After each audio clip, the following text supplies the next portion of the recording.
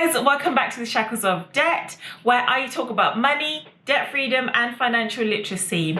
Today's episode is a special podcast episode, and I spoke to the amazing Natalye Marie Boyce. Now, Natalye is a single mum with 2 children. Due to a financially abusive relationship, in 2013, Natalye found herself homeless with £25,000 worth of debt and with her 2 children. Through sheer determination and resilience, 4 years later, Natalye was not only able to become debt-free, but now her and her children have got a home to call their own, and she now runs her own online business. Natalye's mission now is to use her experiences to help other single mums break free of debt and to also start living a financially independent life. Now, this was a wonderful interview, and we covered so many topics: homelessness, financial abuse, mental health, resilience. And I would like to thank Natalye for coming on here and being so vulnerable and sharing her story. And both of us are sure that this will be able to resonate with someone else who's watching right now. And if any of the topics that we cover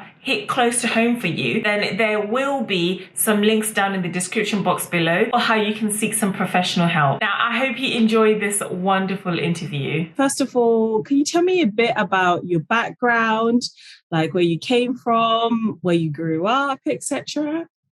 Yeah, so my parents were first generation. They moved here, but my grandparents are from the Caribbean. And so I grew up in like South London. So Battersea, Streatham, went to school in Wimbledon. And that was pretty much it. But it was like, I had a rough childhood. And so it was very difficult. I've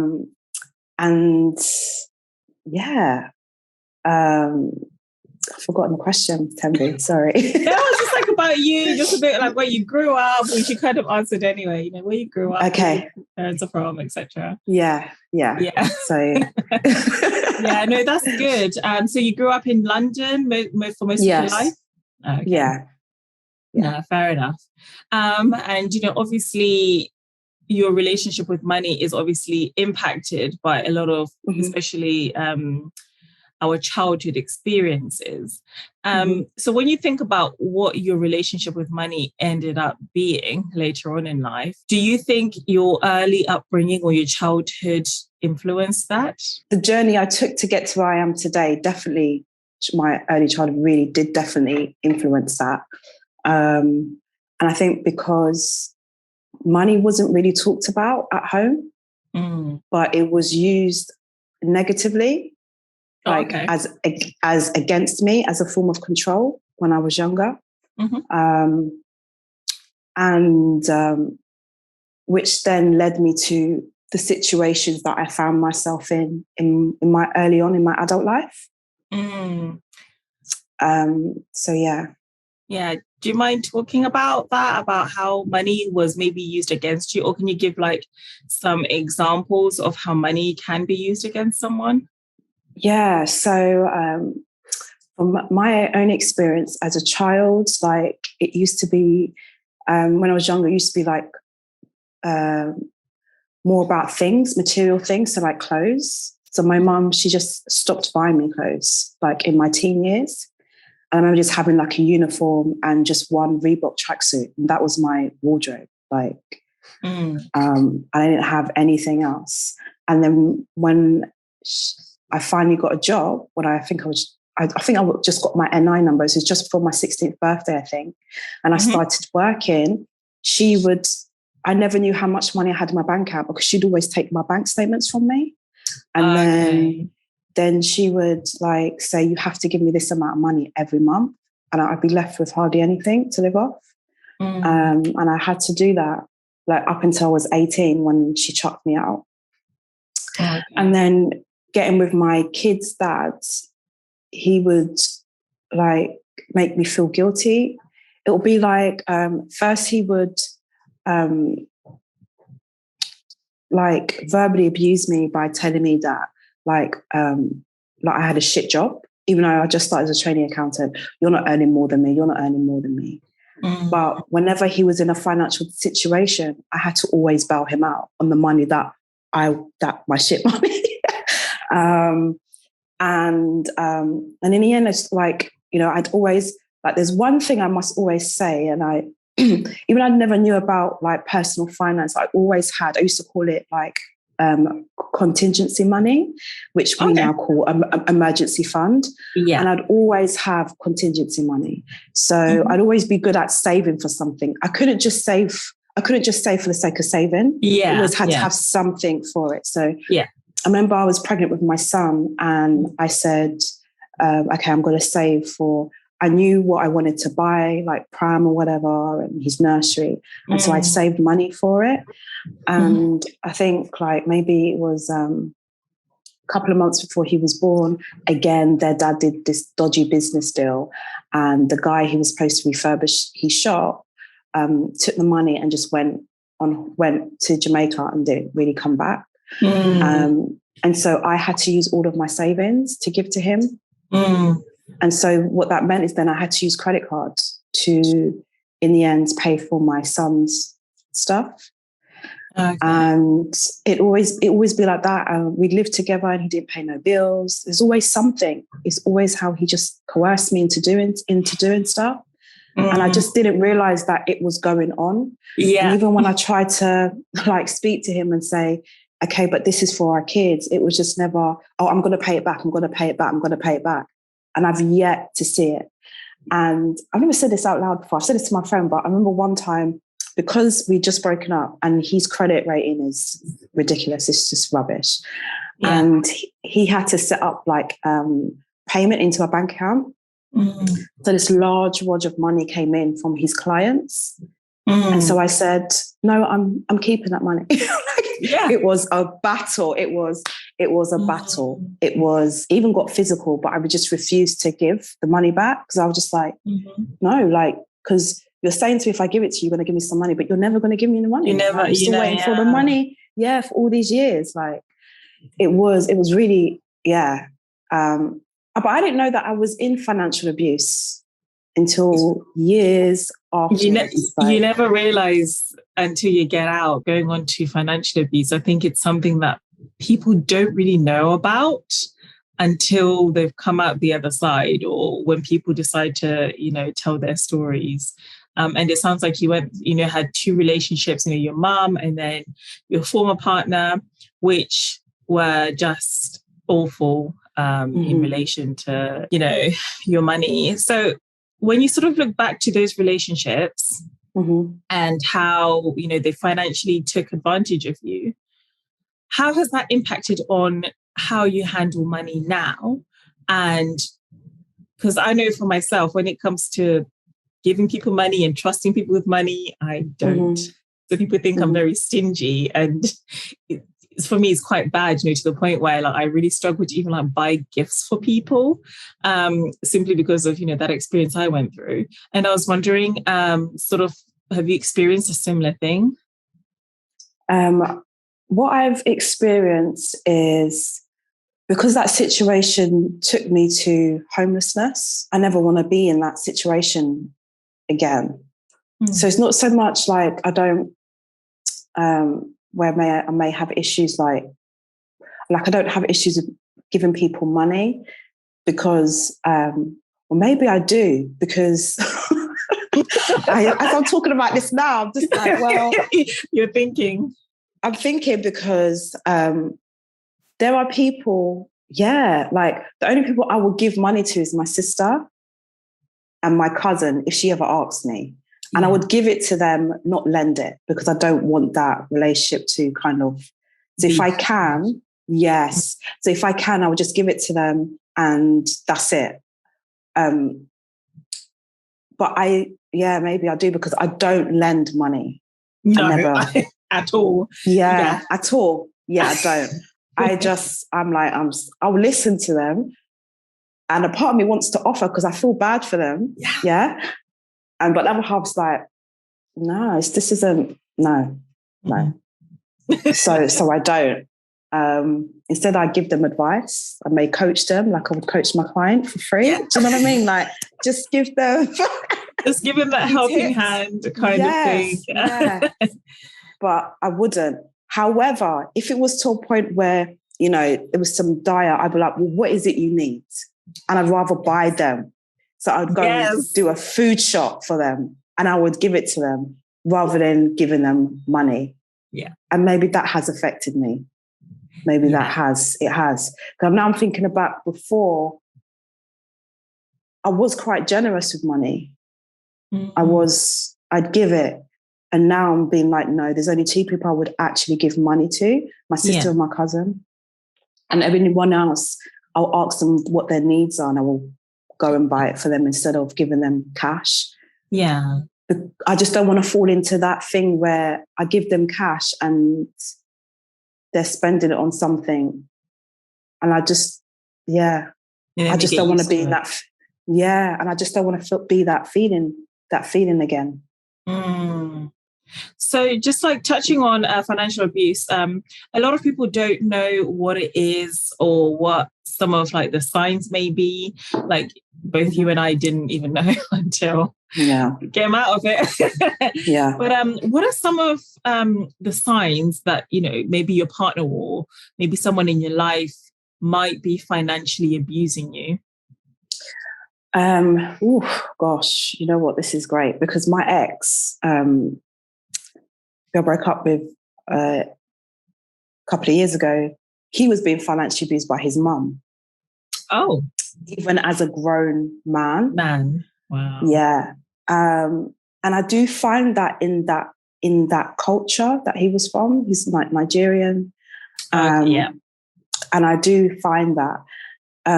So these are the things. It's like where they say they always going to pay it back, but they never do. That's financial abuse.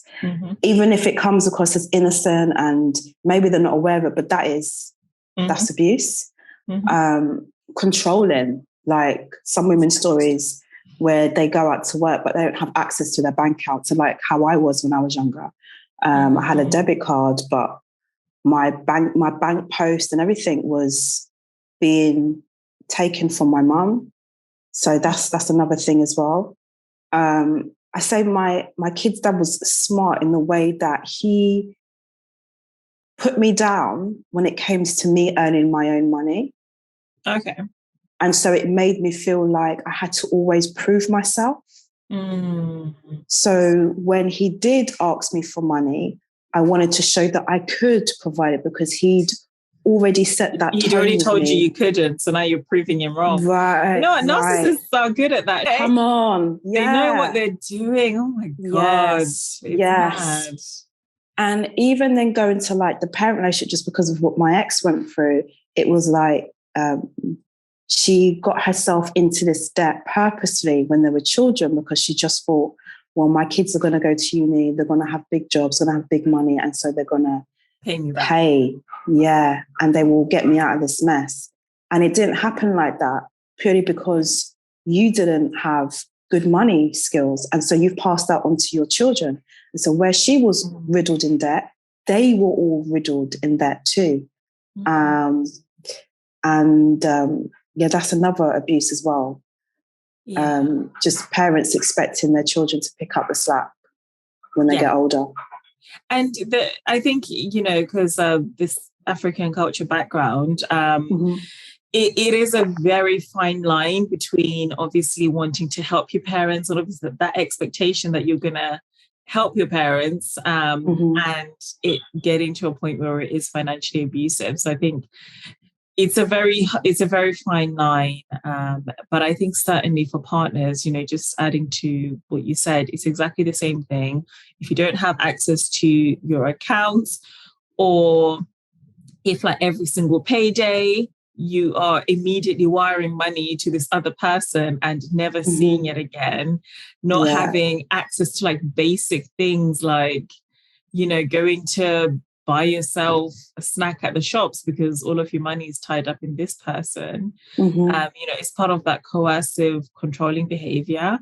And I think also having joint bank accounts can be a bit of a danger as well, you know, missing money coming out of nowhere. Excuses. And also people who take out like your loans and cards in your name, or they might say, oh, my credit's bad. Do you mind if I get this loan in your name, and I'll pay you back every single month, and then it never happens. Yeah. Yeah. Oh, it's awful. It Completely is. awful. Yeah. So I just wanted to ask about your debt story. Mm-hmm. Can you just tell me a bit about how you got in, like what the process was that led you to getting into debt, and like how much debt did you end up being in the end? Yeah. Oh my gosh. Listen. Is this Oh my gosh. Do you know, the other day I put a post up in my stories and it was like a banter post, like, I'm in so much debt that when I open the advent calendar, there's a bailiff behind the door, right? Oh, damn. Oh. And I was like, that was me a few years ago. It's deep. Like, it's hard. Deep. Having them knock on the door, saying to the kids, shh, shh, because I need to know that we're there. Oh, do you know what? It was it was a lot. It was a lot. So I ended up being in 25K worth of debt. Mm-hmm. And some of it was my own. But the majority of it was because of the kids' dads. Like me always having to go into debt for him, to support him, to pay for him. He's running a business. And you realize, I don't know if you know, but with narcissists, they are really bad with money. Like my mum and my ex. They always want something. They're always buying expensive things. And you're like, how can you afford this? And they're always asking for money. And they're always asking you to ask for some money from someone else. Yes. And you like the bad guy. Yeah. And I realized that this wasn't like, I remember it was towards the end before we broke up, and I went through his Facebook messages, and I remember he must have, as usual, he was cheating and he was trying to reach out to someone he had dated before me.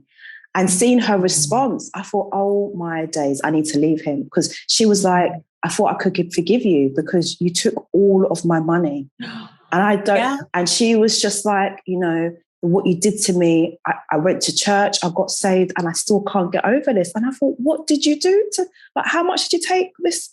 And to think you could just message her, blasé, like, yo, what's up? Like, there's no shame or even like embarrassment, like the confidence. Exactly, the confidence. And then even my mum scamming my nan, and my nan given her all her money to pay for all my mum's debts. And I was just like, wow, like this is an ongoing thing. So that's how I got into debt. And then not being able to work because he was violent towards me after we'd broken up, and I had my son in my arms and my daughter was locked in the room. And so I had to get an injunction out on him. And how he got round that is he befriended the childminder.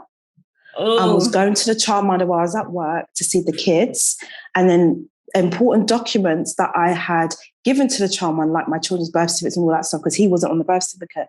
He had managed to coerce them to, they basically photocopied my documents that I'd given them to give him copies. All this is going on while I'm at work. And I'm just like, I can't even, I had to leave my job. I just felt like I wasn't safe anymore. And my children wasn't safe. I put my children in a safe setting. I thought it was a safe setting. And it wasn't. And having that, and it was just, I couldn't afford the rent. And he had done some dodgy thing where he was renting out his house, but he owed loads of council tax. And he said he was living with me. And so whatever I was claiming as a single person was then revoked. And I got debt coming out of my ears. Did you get like council tax debt as well? Like, yeah. And it was a lot. And I just that's how I ended up in debt. And then in the end, I don't know, it's like stuff was coming. I'd get into a car accident with a bus. It was my fault. Oh my God, it rained on you, didn't it? Listen, and I'm having to use a credit card to pay this stuff off, to live, and an emergency fund. It was too much. And I lost my flat, going into a hostel, and that became my home for 3 years. And it just got to the point where I can't live like this anymore. Like my daughter can't even go to ballet Do you know what I Yeah. mean? And that's like £8 a week. It's nothing, you know? Yeah. I can't even afford to send my daughter to ballet anymore. And we can't do day trips. And, you know, I've always been about, I want to be able to give my kids what I didn't have. And, you know, it's gone from me and my daughter going on holidays to we're not even doing anything anymore because I couldn't afford it. I'm not even dressed in the way I want to dress anymore because I can't afford to do that anymore. And when you look at sort of your before and after pictures before you met the person and what you left, you're almost like a ghost. It's crazy to see the change. And it is. And like just not being able to afford. Exactly. I'm cutting all my hair off because I was going through something and leaving it short, but at the same time, like, it was just easier to cut it short. I couldn't afford anything else. Do you know what I mean? It was just like, so I'm just living a life that wasn't really my own. It's not what I wanted. No, absolutely. And I just wanted to ask you about homelessness, because it is something that a lot of people experience. And a lot of people are like, you know, one paycheck away from homelessness or one, you know, being fired away from homelessness. And it's crazy. Obviously, there are like things like hostels, etc., and refuges. But when you have a child, I can imagine how difficult that must have been.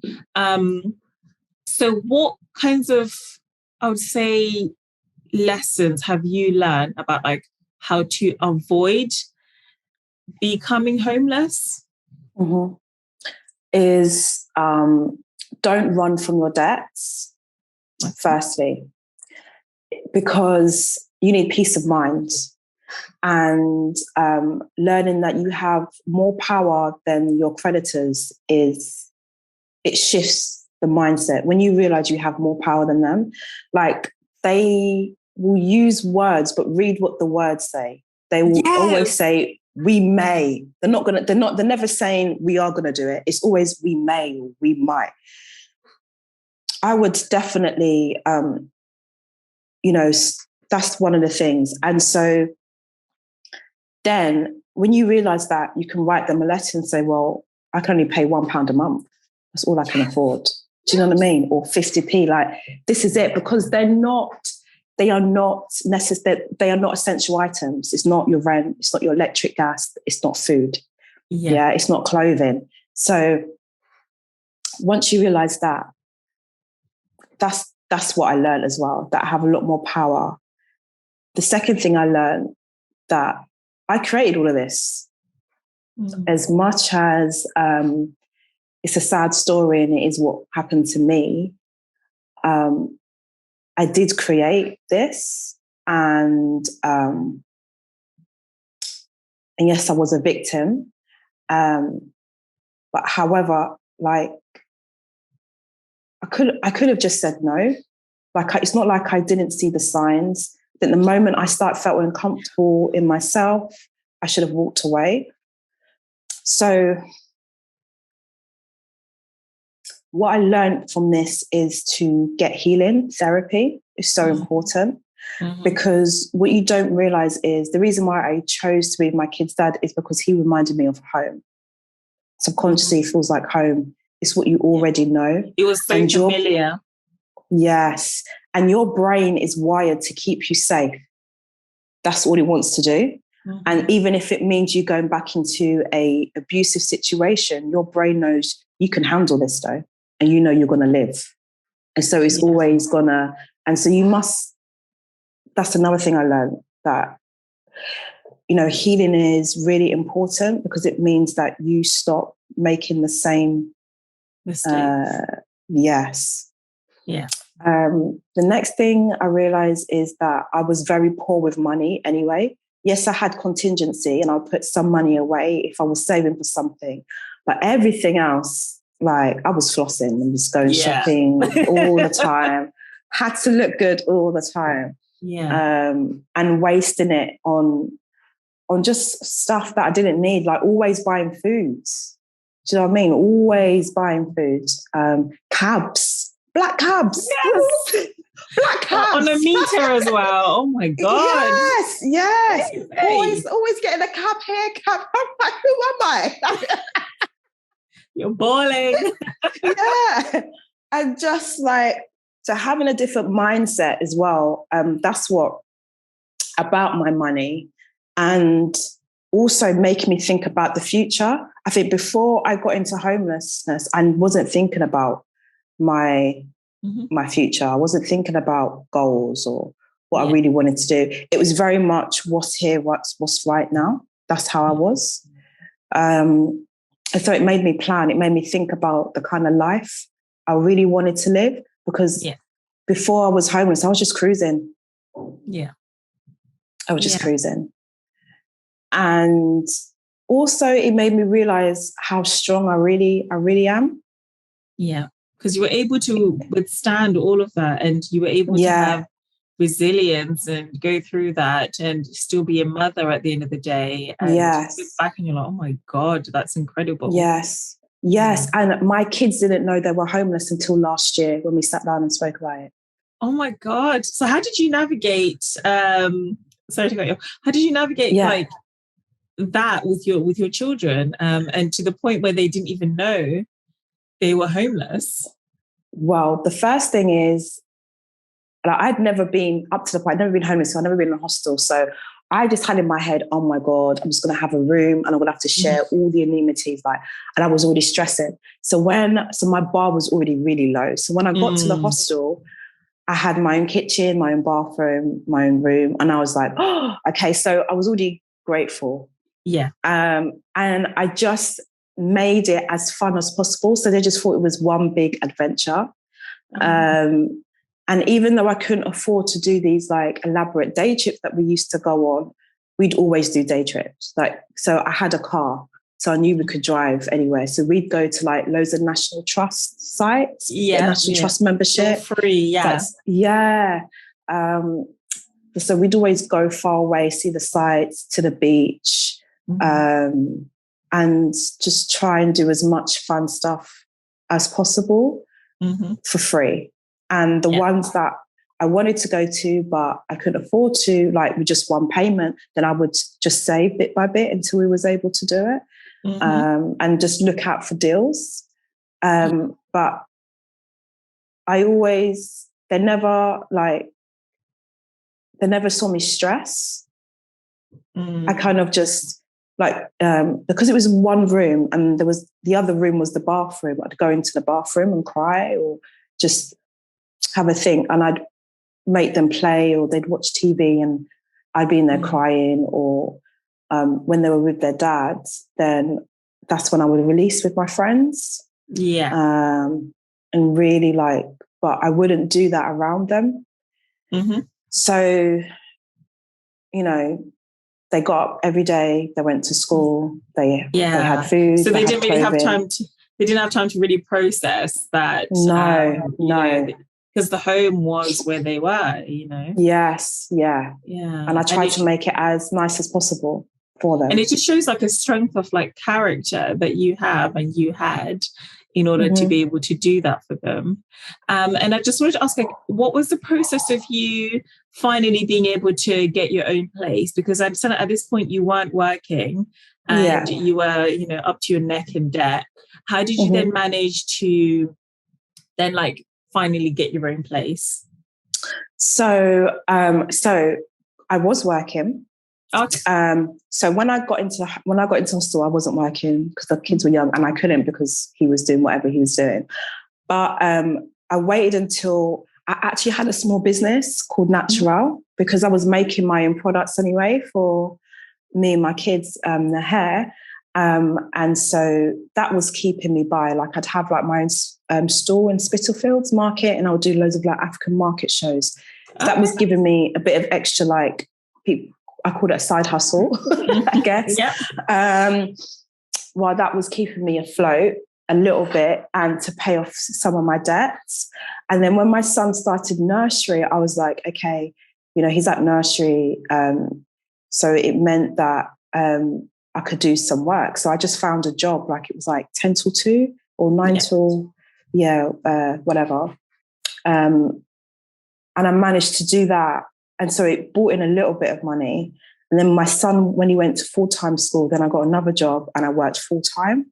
Mm-hmm. And then that's how I managed to get my own place. I just bidded and managed to get the flat. That's brilliant. Which was so hard because I'd been in a hostel for 3 years. Yeah. And the lady who was my initial officer didn't like me.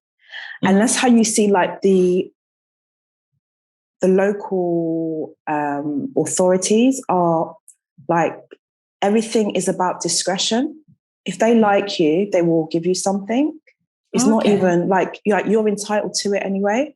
So when I first went there and I said, I'm homeless, the woman was like, oh, you have to fill out this application. Then she saw my name was Boyce. She was like, oh, you're Bayesian. I said, yeah, my dad's from Barbados. Yes. And she was like, oh, my husband's Bayesian. Okay, don't worry about the application. I'm just going to put you straight on the housing list. Do you understand? Like, it's about who you know and some of the connections that you can make. Yeah. So I was like, okay, she's put me on the housing list. But then I was assigned to my housing officer, who's going to be dealing with my homeless case. And she did not like me. She didn't like that. I was an accountant. I had an accountant profession. I was, almost part qualified. She didn't like anything about me. She didn't like it. Mm-hmm. And so I remember a letter coming through saying, we found that you made yourself intentionally homeless. And so you've got 30 days to leave the hostel. And I was like, oh my gosh. And this caretaker, he was so nice. He was like, what's going on? So I told him, he gave me a card for the solicitor who do legal aid and help people in my situation. So I went there and they wrote, they basically asked them to send me my file, my case file. And as soon as we asked them that, like a week later, they were like, oh, we've revoked our decision and we're still trying to, and this is how it's going back and forth for almost 3 years. Mm-hmm. And then another case officer said, we need you to come down to the office so you could do another application. I said, what? We need to do another interview. I said, but you've already got my files. Yeah. And then I realized why we hadn't been able to get my file, because I said it was lost. And I think that woman who did it in the first place did that on purpose because she just didn't like me. So at that point, it was like, my gosh, like, I'm just going to step out in faith. I'd never done that before. And I was just like, no, I'm not coming. Mm-hmm. She was like, what? I'm not coming to do this again. I've been here for 3 years. You want to tell me you've lost my file? Yeah, I'm not doing this. You're going to find me somewhere. She's like, I don't think we can do that. And this could mean you moving up, like you losing the hostel. I was like, okay. So I just sent this email to the director of Lewisham Housing Services. Mm-hmm. And I sent him this long list. And I said, I know you've got a family. Like, would you want your children running, like hanging around women being beaten up? Because at the time it was a woman being beaten up by her boyfriend in this hostel place. And like literally a couple of days later, she was like, here's your housing number, here's your bidding. And I was like, oh my gosh. Oh my God. And so I say all that because it's so hard. Like back in the day, like my parents, I remember my dad saying to me one time, your mum had you, we went to the housing and the same day they gave you the keys for a flat, It's like, so different these days. I'm like, yeah, that's not how it is anymore, Dad. And now it's so hard. Like they make it so hard so you give up. Yeah, they make it so difficult. And, I was, because I'm a community, I was working as a community nurse when I was in England. I was working for a crisis team. And a lot of the issues we were dealing with were people who had become homeless and just how difficult the council were being. And this whole thing of, you made yourself intentionally homeless if you present to the council, seems like such a long, drawn out process, and people would often come to our services in order to get like a letter to say that they're under mental health services, and that would speed things up. Yeah, in some cases it does, but in a lot of cases it doesn't. They make it so difficult, and I wouldn't want that job. It's just, what can you do? And it's awful that you are like on the other side of it. As well, but I'm so glad that you guys managed to get out. Yes. And that you managed to finally get into your own place, because people, until you've sort of come close to homelessness, which I haven't, thank heavens, but I can only imagine that it's like it is the foundation of everything, that hierarchy of needs. Safety, shelter is right at the bottom, and when that's pulled away, it's like oh yes and just the stress, like my anxiety came up, having anxiety attacks all the time, having like speaking to the kids dad, asking him if he could have the kids a bit more because I didn't really want them to be there too much. And him being really nasty and saying no, taking it out on me because I'd left him. And that was really hard because I was like, okay, so but you've moved your girlfriend in with her kids into your place, and you can't even take your kids for a couple more nights. Yes, well. yes. Yeah. And it's just like, wow. Yeah. I just want to pivot to your debt story. So you, so in the end, you were £25,000 in debt. So how long did it take you to become debt free? About 3 to 4 years. Yeah. Okay. And what are some of the things that you did, or like what was like the turning point where you're like, okay, I have to start tackling this? Because there's always a turning point. Yes. There's always that moment, that day where you're like, okay, like this is it, I've got to do this. What was that turning point for you? And then the second part of that question is, what was like your strategy? What was your debt repayment strategy? Okay, so the turning point for me was being in a hostel, but it wasn't like instantly. It was like after some time, I'm just sitting here, just thinking about like, how did I get here? Like, I'm just here. I think there was like a girl being beaten up in a few doors along. And I must have went outside and I was like, I'm going to call the police. And her friend came and her friend was like, but this is just life. Her friend was condoning her friend being beaten up by her boyfriend. This is just how it is. This is just how it is, yeah. Yeah. And I just thought, I don't want to, this is not my home. I don't want to live here anymore. Like, I don't want to, like, this isn't the place to get comfortable. And I guess just pretending as well. I got tired of pretending to people that I was okay. Like going to church, like how, yeah, amen. Yeah, I'm tired. I'm tired. I was tired of being fake. Yeah. God's got me. And I was like, no, God has not got me. Where is God? Where is he? Like, I was tired. I was tired of pretending. And also I realized, I think it was after a few months realizing that everyone was like, yeah, you just go hostel and just a few months and they will house you. And I was like, okay, it's been a few months and they have not housed me. Like, no one's going to help me. That was a turning point for me. It was like, okay, I have to do something about it. Yeah. So that was it. And my strategy was, so after I realized, I just started being open. Like, no, I'm homeless actually. Like, no, I'm in debt. And what it led to someone then saying to me, there's this organization called CAP, Christians Against Poverty. Okay. And they were running a session near where I lived in the library. And so I'd go there, I think it was like Thursday evenings, I'd go there. And it was like me and a handful of other people. And they would show us like stuff like how to budget, how to create sinking funds, emergency funds. It was very, very basic. But it was enough for me to start researching myself, because I was like, okay, this is all my money that's coming in and these are my expenses. And I've got more expenses than I have coming in. So how am I even surviving? It was very depressing for me. And then I bought the Dave Ramsey book, The Money Makeover, Total Money Makeover, and just hear him talk about how to manage your money and what to do. It was just like, right, okay. And that's kind of how I kind of pushed that business a little bit more. Like I was showing up to all the markets, like bringing the kids with me or not. Because it was just like, okay, I can pay for the stall, and I'll be able to make the money back and then some. And then that's just how I did it. And using motivational speakers like E.T., the hip hop preacher, he'd always be in my ear. Hearing him talk about grind, get up, grind, Oh my God. So listening to him, and like creating vision boards and having it on this, I remember this massive wall in the hostel opposite, like where the kitchen is, and like seeing what I wanted for my kids, what I wanted for myself. Yeah. And then I created an accountability group with 2 other women from church. Yeah. And we'd meet up like once a month, but we'd have a WhatsApp group. So we'd always be messaging and checking in. That was how I managed to pay off my debts. So now I'm accountable to 2 people. Yeah. I'm rereading the Dave Ramsey book. Yeah. I've got my motivational speaker ET in my ear.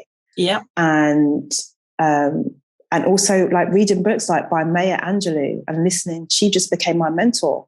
Wow.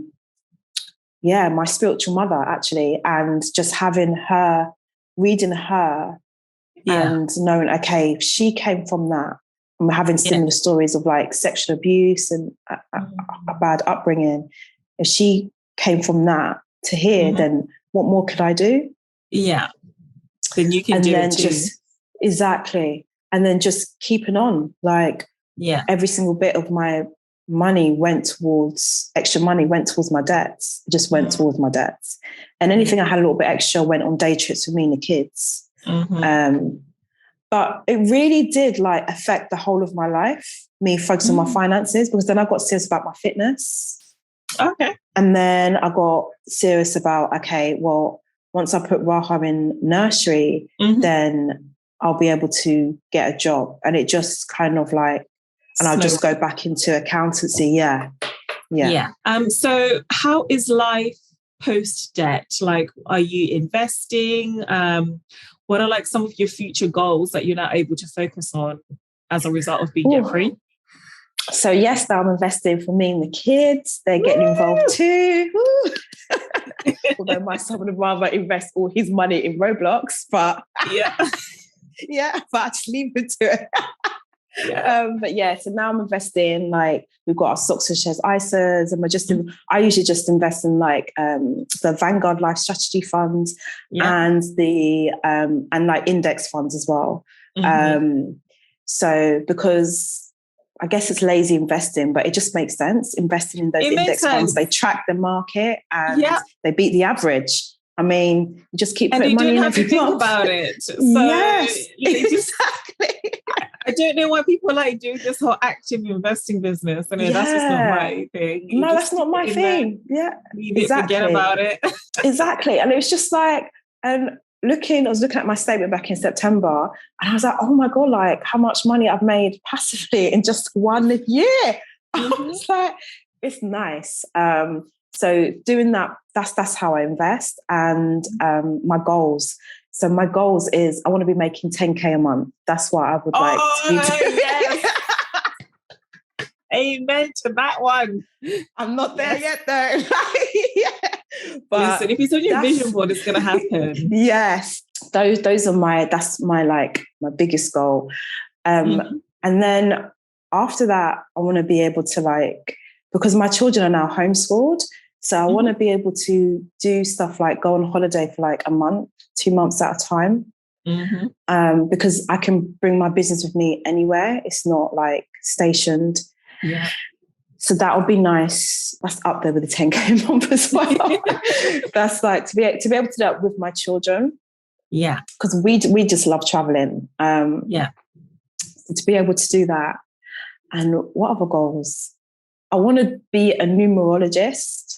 Is that like a mathematician? So like it's like metaphysics, and it's about reading someone's chart based off their numbers and telling you so I can tell you, okay, these are the things you're going to come across in your future. This is how you are right now, just based off the numbers you give me. So it's like Pythagoras. That number has got everything in there. It's got your date of birth, your address, your phone number. It's the number. It's amazing. And I just want to ask you, what are some of the financial challenges that single parents face? Managing everything on one income, especially when their children's dad is not, or the other parent is not contributing financially towards the child.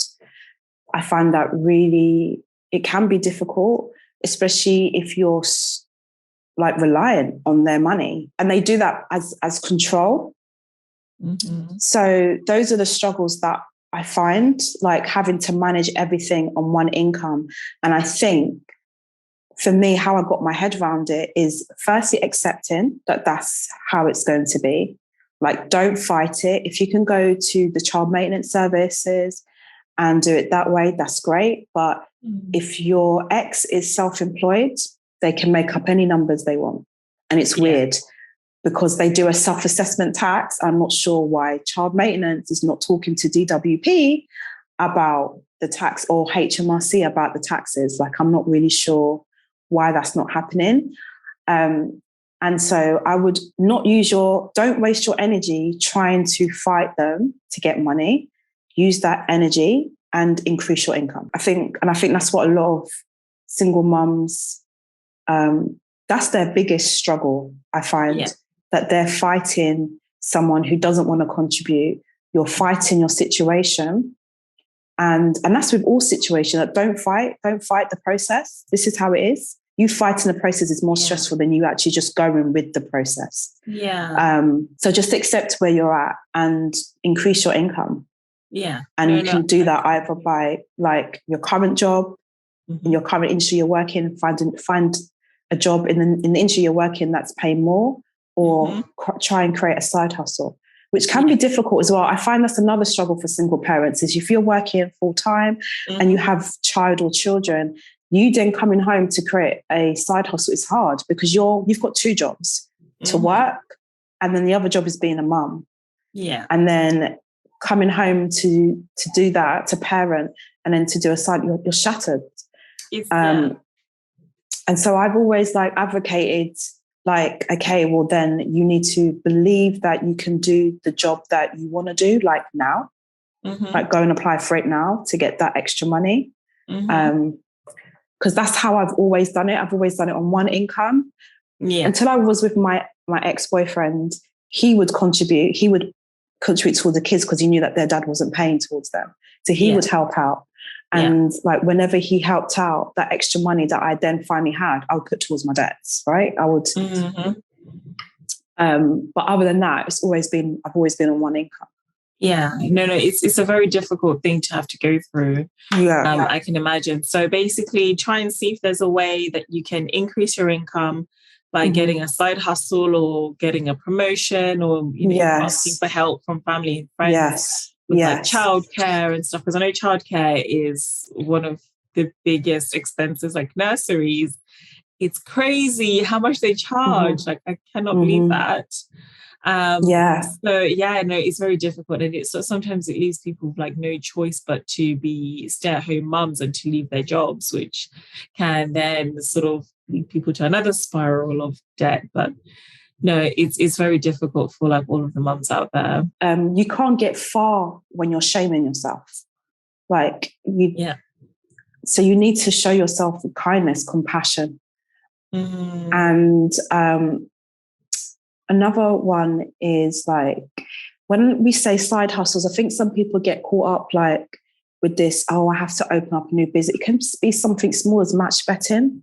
If you've got a car park space, like rent that out. Like it doesn't have to be big. You've got some unwanted stuff, sell them on eBay. There's so many selling apps now. You can put the same item on all of them to get a better chance. Etsy, reach. Facebook Marketplace. Yes. Vinted. Yeah, Vinted is a good one as well. Yeah, eBay. And Depop.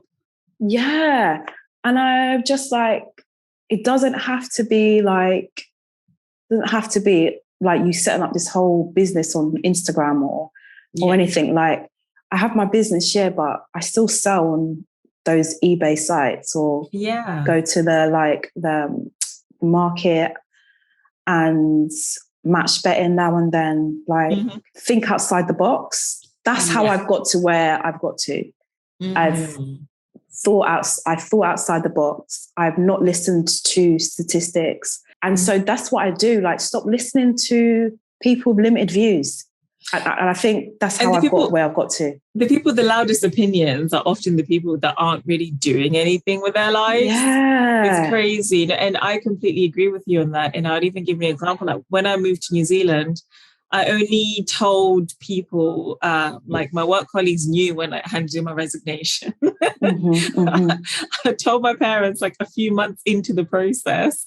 And I only told my friends when I got my visa, which was like a month before I left, because I knew that within some of those circles, there would have been one or two people who would have been like, oh no, don't do that. Like, who does that? Oh, you won't find anything there. Like, stay here. Or so that's such a good point that you make about intentionally sort of quieting some people's voices and opinions.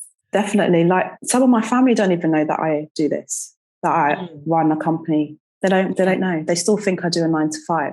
And it's best that they keep it like that. Yeah. Keep it. Yeah. No, that's good. So how is like self-employed life going? Oh, girl. Is it rough out there in the streets? Like, listen, I didn't realize, like, don't get me wrong, I love what I do, but I didn't realize that it would be like this. Like, it is all consuming. Like, the first thing I wake up when I get up is my business. The last thing I think about before I go to bed is my business. It is, and the fears that come in as well is so like, it's scary that I had to hire an emotional coach to help me through this. And you know what? That's okay. Like, sometimes you outsource these things. Because in the long run, that money that you're spending on your emotional coach is going to save you dividends from you having like a breakdown. Yes. Because I find it scary. But however, like, I love it. I get excited when I think about the new ideas I'm going to implement into it, especially like over this Christmas break. Like, I'm going to do this. I'm going to implement this. I'm going to launch it for the new year. And I'm just excited. I love the fact that I get to work whenever I want to work, but I am working long hours. But I'm still able to do that around my kids. And I'm still able to homeschool them and offer them a lifestyle that I wouldn't have been able to offer them if I was working 9 to 5. Yeah, I'm just happy. And I just know that it's going to be okay. Like, no, that's brilliant. I'm so happy for you. Yes, thank you so much for taking the time out to be part of my podcast/video. Like, I really, really appreciate it. Like, it's been such a great chat, and people that do watch this are really going to gain a lot. And it's been such, I've really enjoyed like getting to know you and talk to you from the other side of the world.